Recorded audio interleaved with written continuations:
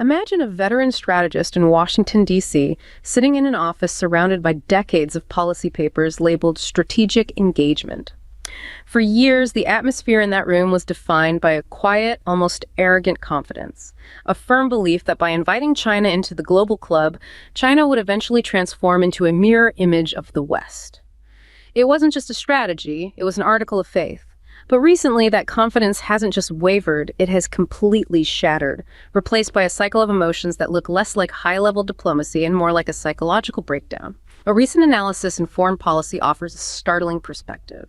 The U.S. is currently moving through the 5 stages of grief, denial, anger, bargaining, depression, and acceptance in its relationship with China. We all remember the first stage, the denial of the Clinton and Bush eras, when the U.S. convinced itself it could remodel China. Then came the anger of the first Trump term, marked by explosive rhetoric and a sense of betrayal, as if a long-term project had suddenly turned on its creator. But what's truly fascinating is where we are right now. We've entered the bargaining phase, characterized by a desperate attempt to find stability through dialogue, a temporary truce in a storm that shows no signs of clearing. The most jarring part of this shift, it's being led by the same man who once embodied the anger phase. There is a strange, almost eerie pragmatism emerging. The old bravado is still there, but beneath the surface, the logic has shifted from "we will stop them" to "what can we get out of this?" As the U.S. stares down the barrel of the next 2 stages, a potential depression triggered by losing the lead in critical tech, followed by the final somber acceptance of a multipolar world, an unexpected possibility has emerged. The very leader who once promised to hit back might be the one to hit the fast-forward button on this entire psychological journey. It leaves us with a haunting question.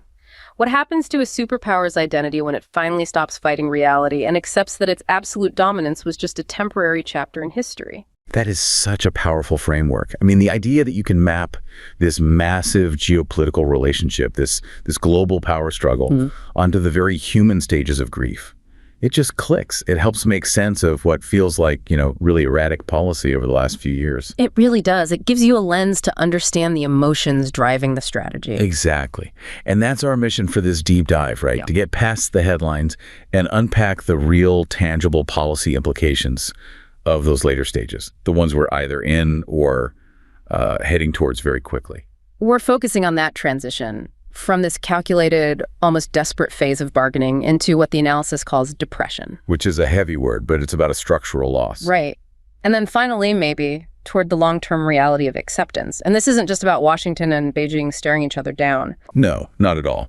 This is about how those shifts create ripples everywhere else. I mean, if the entire U.S. policy framework is changing, the whole world system changes with it. We have to look at how this impacts third parties, what it means if there's a major technological shift, and how global governance itself might have to adapt. So let's start where we are right now, in this messy, pragmatic, and, deeply interesting bargaining phase. Yeah, bargaining is all about that shift from, let's say, principle to pragmatism. It's that moment you realize you can't get everything you want, so you start looking for what you can get, what limited achievable outcomes are on the table. And nowhere is that more visible than in Southeast Asia. It has become really the essential buffer zone for the entire global economy. Absolutely, the indispensable region. To really bring this to life, you have to look at it from the ground up, where the supply chains actually connect. I was reading about this one person, a man named Aris. He's a 3rd-generation factory owner in Penang, Malaysia. Right, in the industrial heartland. Exactly. And for years, Aris was just under constant pressure from his Western clients. It was always de-risk, cut your Chinese suppliers, pick a side, a very stressful, very binary world. Choose us or them. No middle ground. Right. But then recently, he noticed this profound change, something he started calling bargaining season. Bargaining season. That's a brilliant way to put it. It perfectly captures that strategic pivot we're talking about. Okay. So what did that actually look like for him on his factory floor? Well, he described a delegation from a huge American EV company touring his plant. And they weren't there to do what previous groups had done, demanding he get rid of all his Chinese components. So no more ultimatums. None. Instead, they were there with calculators and clipboards, meticulously trying to figure out how they could successfully integrate essential Chinese technology, we're talking advanced battery cells, key components, into a final product assembled in Malaysia. So the goal wasn't to eliminate China from the supply chain. The goal was to reroute it. to find a way to make a product that could still qualify for those massive, really lucrative Western green tech subsidies. Suddenly, Eris wasn't a victim of the trade war anymore. He was a high-stakes negotiator. That's fascinating. The Americans weren't operating from a place of anger anymore. No, it was pure commercial and strategic necessity. They were being forced to bargain for a functional middle ground because, well, they had to. That one anecdote says more about U.S. policy today than, any diplomatic speech you'll hear. That shift from the anger of demanding total decoupling to the bargaining of calculating necessary integration, it makes Southeast Asia completely indispensable. So the local players, people like Eris, they're not just passive victims anymore, they're brokers. They're active brokers, exactly. The U.S. is, maybe not publicly, but tacitly, admitting that you can't just erase the Chinese industrial ecosystem. It's not economically or logistically feasible, especially not in critical areas like EV batteries where, let's be honest, China has a dominant global lead. You can't build the electric future without China's manufacturing base, even if the final assembly sticker says made in Malaysia. That's the bottom line. So when you scale that calculation up to the national level for countries like Malaysia or Vietnam or Indonesia, the entire foreign policy question changes. It's no longer whose side are we on. It's how do we get the most out of this situation while minimizing the risk? Which leads us directly to the core concept that defines the whole region's strategy: strategic hedging. Okay, let's unpack that. What exactly is strategic hedging? At its core, it's an insurance-seeking behavior. It's what you do when you're faced with high uncertainty and really high stakes. The main goal is to minimize your risks and maximize your benefits, and to do that, you have to maintain your strategic independence. You need maximum foreign policy flexibility. And it's important to contrast that with the other options on the table because we do see some countries in the region taking different paths. I'm thinking of Laos and Cambodia. That's a great point. Hedging is the complex middle path. On one extreme, you've got what's called bandwagoning. That's where a smaller state just fully aligns with the dominant power. For Laos and Cambodia, that's often China, in exchange for, massive investment or security guarantees. And on the other extreme? On the other side is balancing. This is a much more aggressive security strategy. It involves building up your own military or seeking formal alliances specifically to counter a perceived threat. We're seeing the Philippines move much more in that direction recently with the U.S. So hedging tries to avoid the total dependence of bandwagoning and the high-risk confrontation that comes with balancing. Exactly. It's the art of staying in the game without being forced to pick a team. And for Malaysia, this isn't some newfangled reaction to the last few years.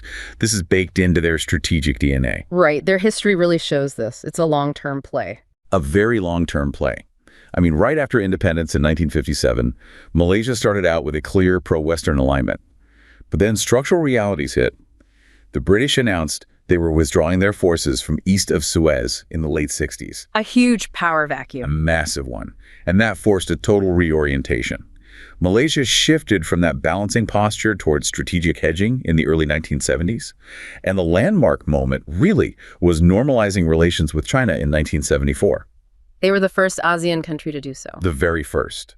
And it was a cold, calculated move. It was designed to reduce internal friction from Chinese-supported communist insurgencies and, to manage the security risks they saw coming over the horizon. And that calculation eventually solidified into this long-term policy goal they call equidistance. Equidistance is the perfect term for it. It's not about being literally the same distance from Washington and Beijing on every single issue.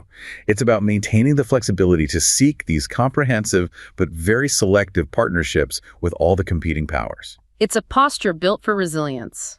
Exactly. Resilience and risk mitigation in a world that's constantly shifting under your feet. So let's get into the mechanics of how they actually pull this off. The sources talk about dual hedging and this idea of separating issue areas. Okay, so dual hedging is the foundational mindset. It's the frank acknowledgement that both the U.S. and China pose potential risks.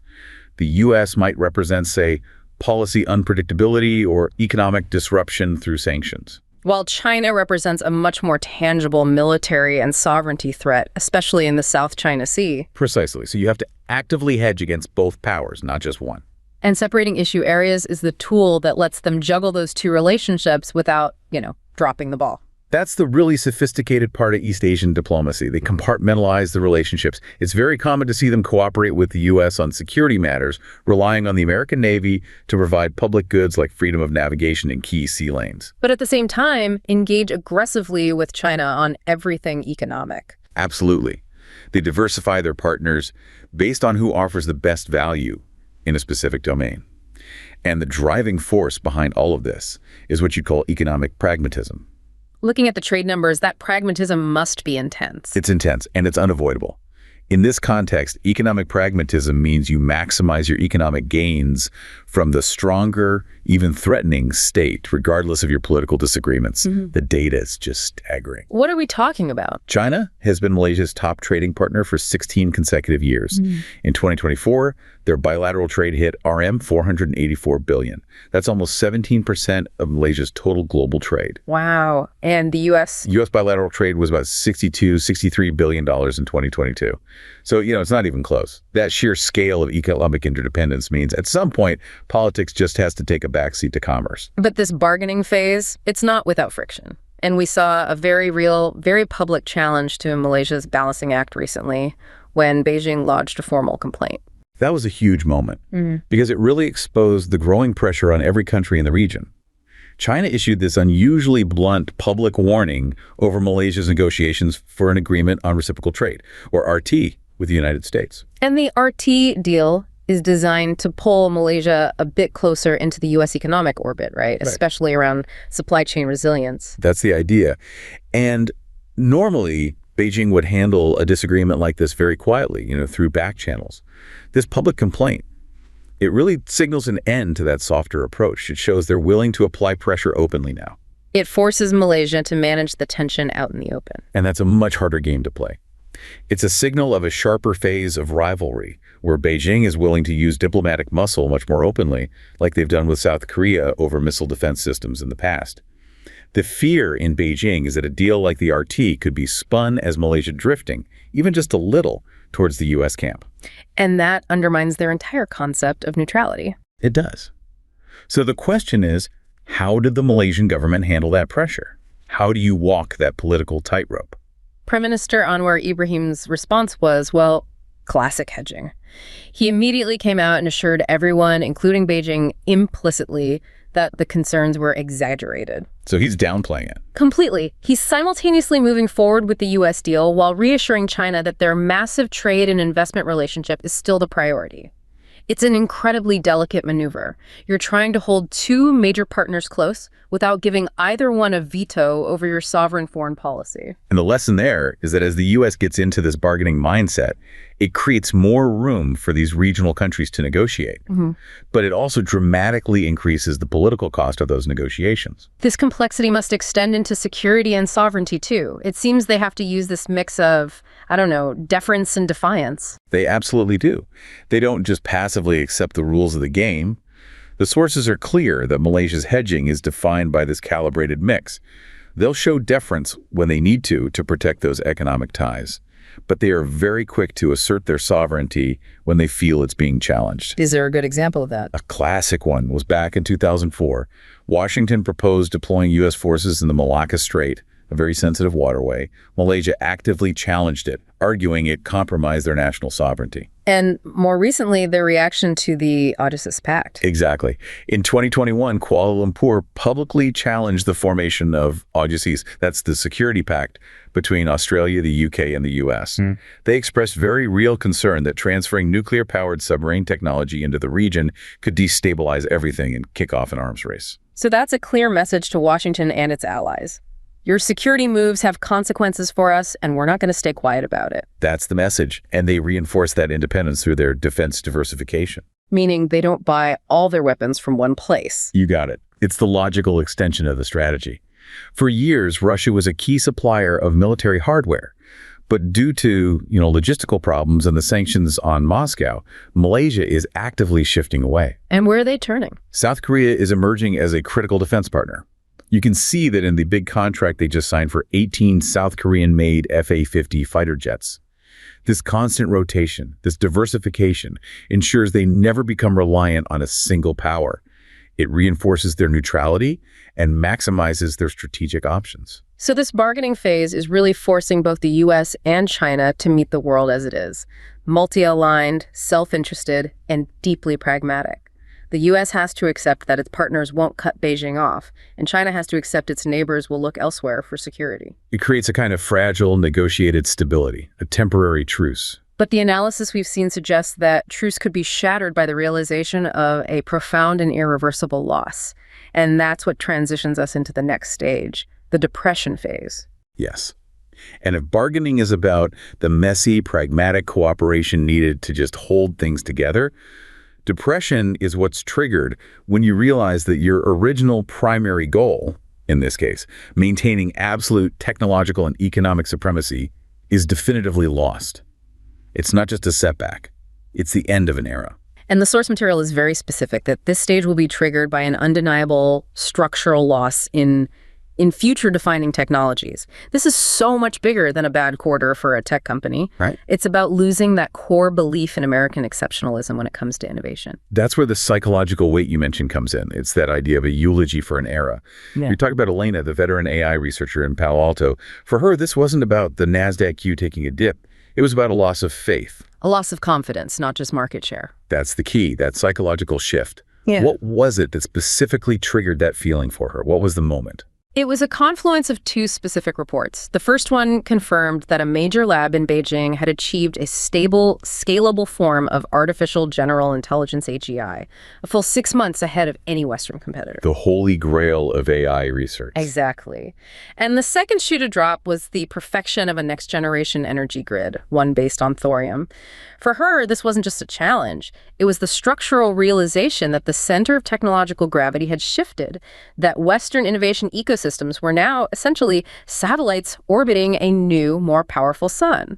That scenario, that carries the ultimate psychological cost. Let's just briefly explain why those two breakthroughs are so monumental. AGI, artificial general intelligence, is the ability of an AI to perform any intellectual task a human can. It's not narrow AI like we have today. It's a foundational economy redefining breakthrough. And the thorium energy grid is just as significant. Equally so.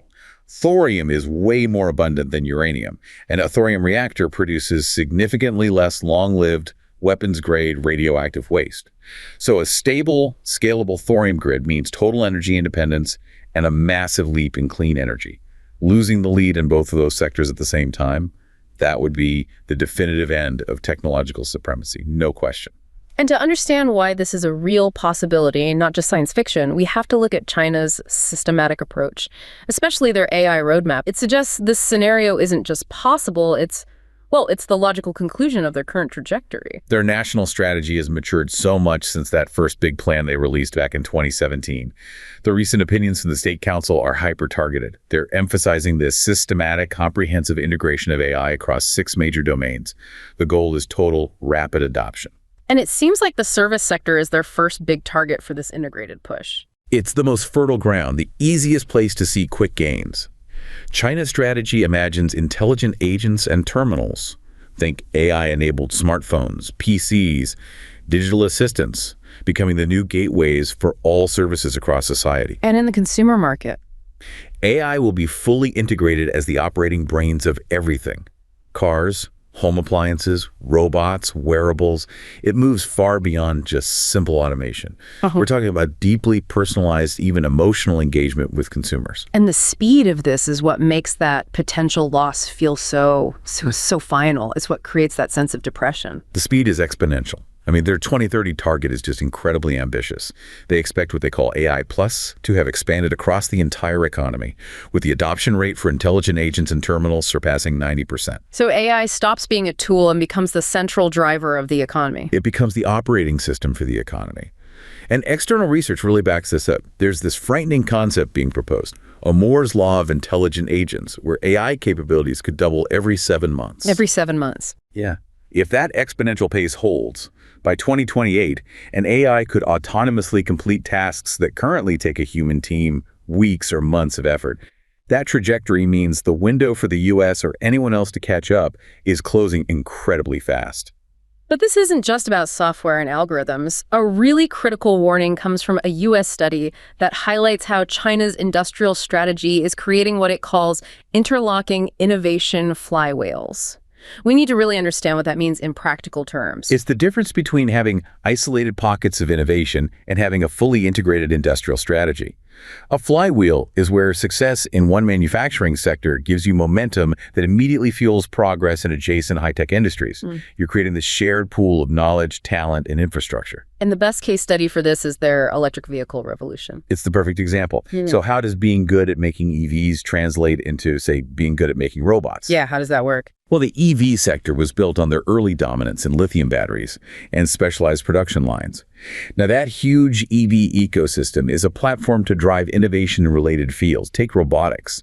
The big domestic EV giants are leveraging their shared expertise in things like high-power motors, battery technology, thermal management systems. These you need for both. Exactly. And specialized sensors like LiDAR, which is essential for autonomous driving, but also for advanced robotics. So the same engineering know-how you need to manage the heat in a high-performance EV battery pack is the same know-how you need to power and cool the actuators in a humanoid robot. So the shared supply chains and knowledge base lets their car companies move into robotics much faster and cheaper than traditional robotics firms in the West. Far, far cheaper. And we're already seeing the results of this focus on automation. China's robot density in manufacturing, it just surged. It went from just 19 robots per 10,000 workers in 2015 to a staggering 470 in 2023. 470, that's an incredible acceleration. It's an insane speed of industrial automation, and that is what creates the structural conditions for technological dominance. And this manufacturing dominance is now spreading into another key future-defining sector, the bioeconomy. This is a quieter area of competition, but it might be even more critical. The bioeconomy, we're talking synthetic biology, advanced pharmaceuticals, it all relies on industrial-scale manufacturing. And China now controls roughly 70% of global fermentation capacity. 70%. And fermentation is a core process for scaling up almost all biotech innovations, right? It's essential. From precision fermented proteins for alternative foods to complex drug intermediates. 70% is a commanding position. It means that even if a breakthrough happens in a lab in, say, Massachusetts, scaling that innovation up to an industrial level might require leveraging Chinese manufacturing capacity. That's the real fear. It would give them a potential first-mover advantage in biomanufacturing and biosecurity. Huge implications for food, medicine, global health. Right. And that U.S. study warning about these flywheels concludes that without a massive, coordinated counter-strategy, the U.S. and its partners risk losing ground across this whole spectrum of critical technologies. Robotics, quantum, and this foundational area of biomanufacturing. What's also fascinating is how they're managing this. They're aggressively pushing innovation, but at the same time, they're strengthening open source ecosystems and imposing really strict security rules. It's not a Wild West approach at all. No, it's a highly calculated top-down strategy. That duality is the key. On one hand, they pour resources into their open source systems. They're even pushing universities to recognize open source contributions in their academic credit systems. So it's not just good practice, it's national policy. It's national policy designed to accelerate research and adoption at scale across the three pillars of AI competition: the models, the data, and the computing power. They're building a massive nationwide R&D engine. And then there's the security side, where the commitment seems just as intense. Overwhelmingly so. In the State Council's policy documents, the Mandarin word for security appears 12 times. It's a huge emphasis. They're trying to get ahead of risks like algorithmic opacity, bias, hallucinations, all the things that could derail public trust and slow down national deployment. And this isn't just talk, right? There are concrete regulations coming into effect. Very concrete. We're seeing two main thrusts. The first is all about information provenance. New rules now require both visible and invisible digital watermarks on all AI-generated content. Text, images, audio, video, you name it. So platforms have to flag AI content. They have to flag it, users have to declare it, and altering the watermarks is strictly prohibited. It's a massive systemic attempt to control the information ecosystem. And the second example is about facial recognition, a hugely sensitive technology. Right. The new facial recognition rules are incredibly strict. Use is limited to only necessary consent-based situations with really strong protections for minors. And crucially, the data has to be stored locally and can't be held indefinitely. It can't be the only method of verification. And collecting it in private, non-public spaces is banned. So they see control and security as essential parts of the strategy, not as obstacles to it. They're two sides of the same coin. Ensure internal stability while you accelerate growth. So that depression phase, that eulogy for an era, it's not driven by a single failure. It's driven by the structural realization of China's systematic, exponential, and deeply integrated success across hardware, software, and biomanufacturing. It's the end of the illusion of a technological monopoly. And that profound psychological shock, that's what ultimately forces the final necessary stage. Acceptance. Because when you finally stop fighting the reality of a profound loss, the only viable path forward is to find a framework for managed coexistence. Right. Acceptance. It's the ultimate strategic admission, isn't it? That absolute U.S. dominance, which has really defined the world since the end of the Cold War, was just a temporary chapter. It means giving up the entire policy fantasy of being able to reform or collapse or permanently contain China. So what does that world actually look like? What are the structural changes that would define this new multipolar reality? Well, the research paints this picture through the eyes of a diplomat, Marcus. He describes a world of acceptance where the U.S. and China are sitting down as co-equal architects of new global frameworks. Co-equal. That's a huge shift. A fundamental shift. The new norm is what he calls co-standardized protocols. So imagine technological standards for green tech or AI safety that are actually collaborative baselines signed off on by both Washington and Beijing. But the analysis is also pretty sober about how long this takes. Very sober. The outlook is that it will likely take an entire generation for a stable new world order to emerge. And in the meantime, it's going to be this complex blended reality where old institutions like the UN just struggle to adapt to true multipolarity. So the core strategic goal in this phase is to move away from constantly lurching from crisis to crisis and toward building a predictable, durable framework. Exactly. And that framework is what policymakers are already starting to sketch out for the 2030s. The concept is called competitive coexistence. You could also call it détente 2.0. The goal isn't to end the competition. No, the goal is to achieve a predictable and stable pattern of interactions where the competition, which is still happening across security, economics, tech, ideology, is effectively bounded, it's restrained, it's about putting guardrails on the rivalry. This sounds almost exactly like the logic behind the U.S.-Soviet détente in the 1970s. That historical parallel seems really relevant here. It's the foundational parallel. Cold War détente was born from the realization that the costs and risks of superpower confrontation had become intolerable. I mean, they just stared into the abyss during the Cuban Missile Crisis. And the Soviet Union had achieved verifiable nuclear parity. Right. So Nixon and Kissinger's strategy was statecraft designed to stabilize a fundamentally dangerous relationship. They created alternatives to conflict. They established stable geographical lines in Europe. And most importantly, they signed those landmark arms control agreements. So acceptance today requires that same logic. You manage the competition, you don't try to win it outright or eliminate the other player. It hinges on two big things. First, acknowledging China as a peer power. And second, establishing stable mutual principles for how you interact. And the first dimension of that parity has to be economic. Let's dig into that. The economic projections for the mid-2030s. I mean, the whole narrative of China's unstoppable runaway growth has been challenged a lot recently. So what does economic parity actually look like? Well, by the mid-2030s, the projections show the U.S. and China at rough parity in terms of their overall GDP. But, and this is a big but, China's growth trajectory is slowing down significantly. The headwinds are real. They're very real. The IMF is forecasting a gradual decline in their growth from around 5% now down to just over 3% by 2029. So even if China's economy does marginally surpass the U.S. economy sometime around 2050, its per capita GDP is going to remain significantly lower for the foreseeable future. But for this acceptance phase to really take hold, the technological decoupling we've seen, the restrictions on advanced semiconductors, for example, that has to reach a limit, right? It has to. Some targeted decoupling is probably permanent. But the research suggests that the pace of new U.S. restrictions will have to decelerate over the next decade. And the reason is simple. They reach a point of diminishing returns. Because they're ultimately just delay tactics. They're delay tactics. They can slow China's acquisition of these technologies, but they can't stop it entirely. As China's own native research and manufacturing capabilities grow, the marginal security benefit the U.S. gets from imposing yet another restriction just gets smaller and smaller. You hit the limits of effectiveness. Okay, that brings us to the elephant in the room, the U.S. dollar. There's so much anxiety about its future, especially with the use of financial sanctions against Russia and these recurring self-inflicted crises over the U.S. debt ceiling. Is China actually trying to displace the dollar? They are absolutely seeking a more prominent global financial role. But the deeper analysis suggests they are not looking to actually displace the dollar in the medium term. And the reason is they are fundamentally resistant to the loss of sovereignty that comes with managing the world's premier reserve currency. What do you mean by that? To have that status, you need things like a fully open capital account, a deep commitment to the rule of law, an independent central bank.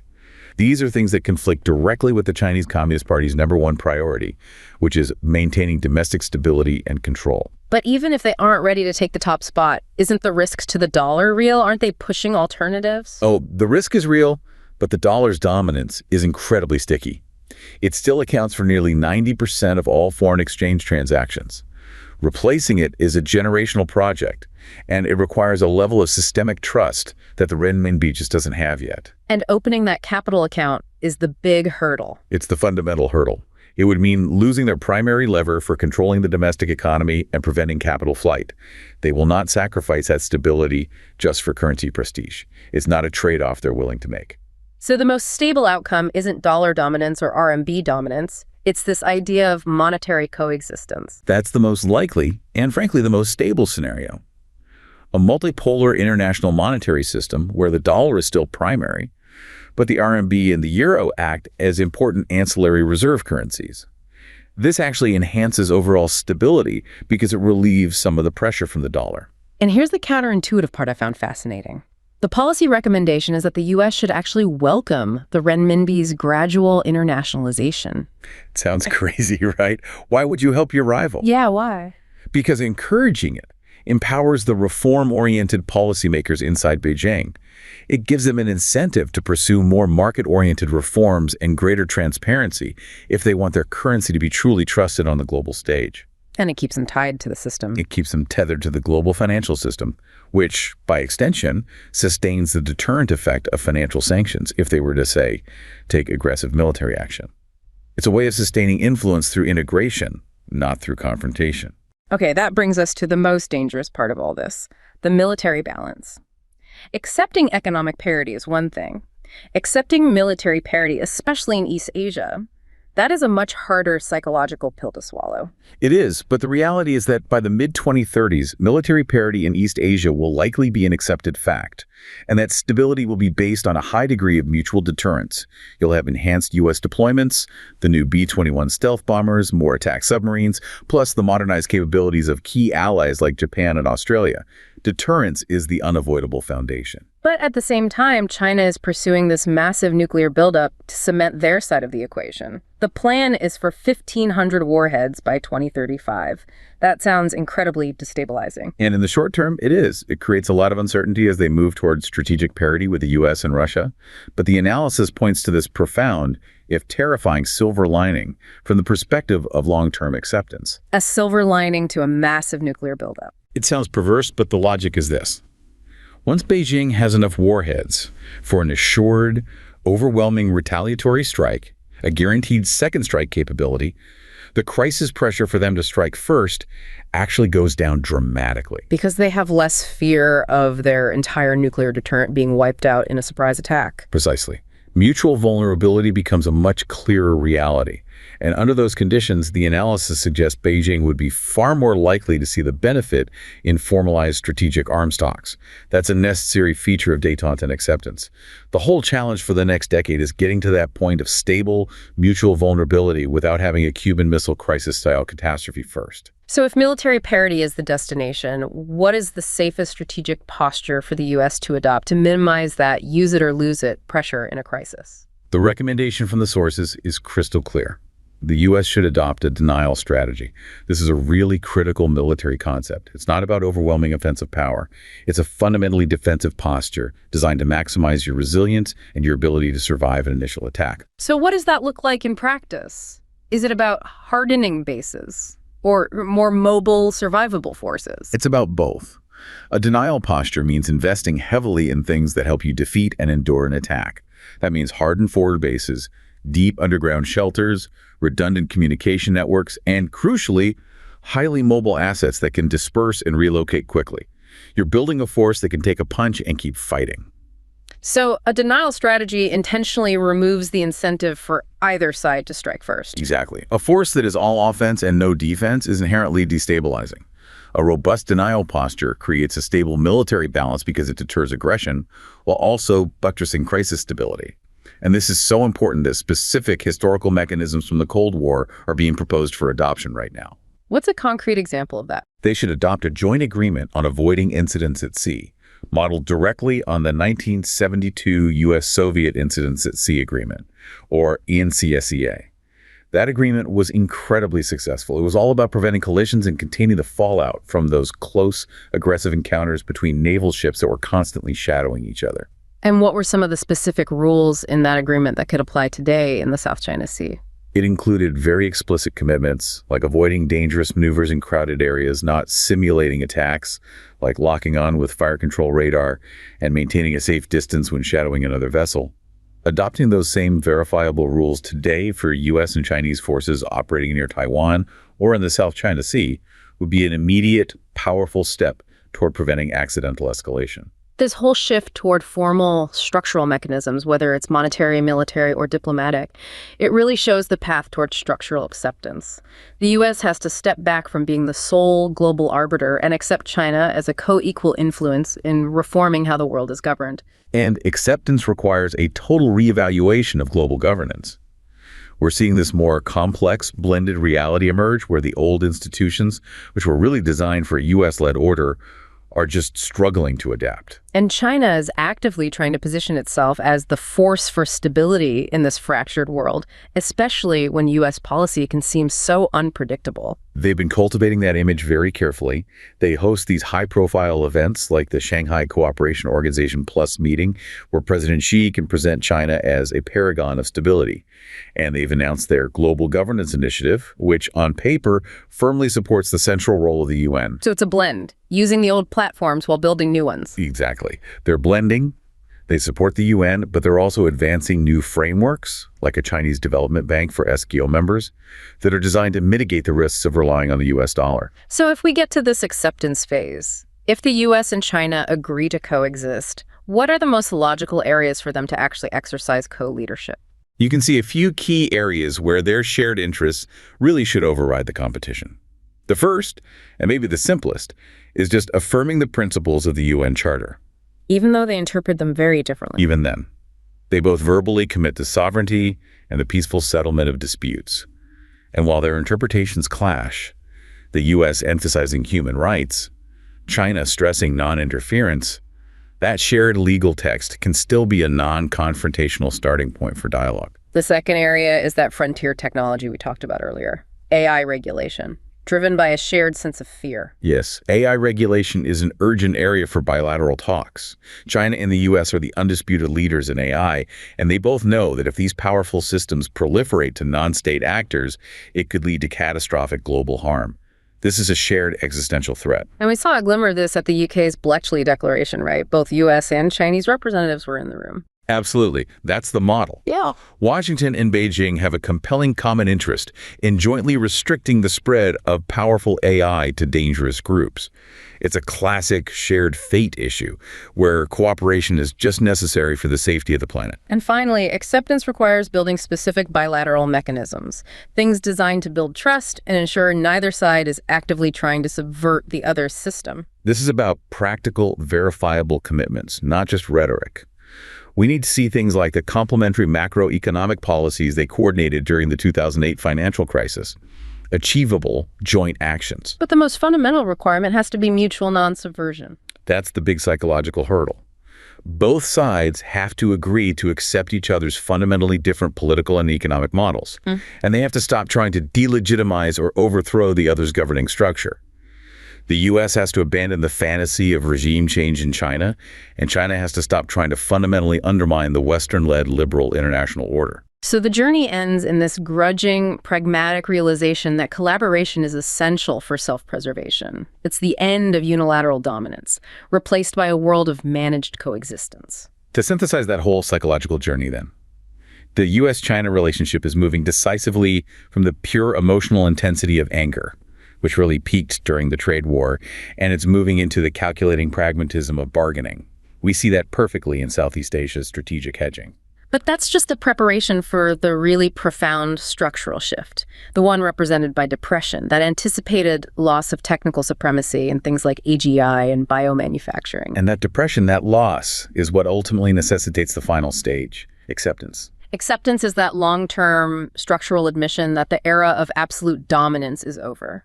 It's the necessary shift from unilateral action toward establishing a durable, predictable framework for a truly multipolar world by the mid-2030s. The whole focus has to shift. It moves from unilateral dominance to managing these shared fate issues. The goal is no longer about winning or losing the competition. It's about defining the boundaries for coexistence, whether that's through a multipolar monetary coexistence, a stable military denial strategy, or co-standardized protocols for regulating AI. A stable global order, built on managed competition and crisis stability, becomes the single most vital policy goal for both powers.